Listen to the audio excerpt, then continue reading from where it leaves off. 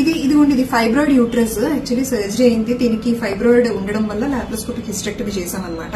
Fibroid అంటే ఎలా ఉంటుంది అని అనుకుంటాం. బయటకు కనిపించే ఫైబ్రాయిడ్స్ కొన్ని ఉంటాయి, వీటి కోసం ఏం కష్టపడిన అవసరం లేదు. బయటికి కనిపిస్తే చిన్న ఫైబ్రాయిడ్స్ వల్ల మనకి ఏ నష్టం లేదు.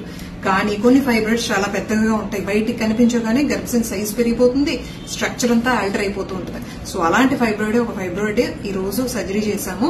అండ్ ఆ ఫైబ్రాయిడ్ చూడండి, లోపల చక్కగా మీకు క్యావిటీ అంతా బాగా కనిపిస్తుంది. క్యావిటీ అంటే లోపల మనకి ఇప్పుడు బ్లీడ్ అయ్యే ప్లేస్ ఉంది చూడండి, అది ఆ పైన ఒక కాయలాగా కనిపిస్తుంది చూడండి, అదే ఫైబ్రాయిడ్ అంటాం అనమాట. ఫైబ్రాయిడ్ ఇస్ నథింగ్ బట్ ఆ మజిల్ లేయర్స్ అన్ని కూడా కొంచెం పెరగడం ఆ లోకలైజ్డ్ ఏరియాలో జరుగుతుంది. సో ఈ ఫైబ్రాయిడ్ వల్ల తనకి ఎక్కువగా బ్లీడ్ అయ్యేది, అందుకని హిస్టెక్టమీ అనేది చేసాం అనమాట.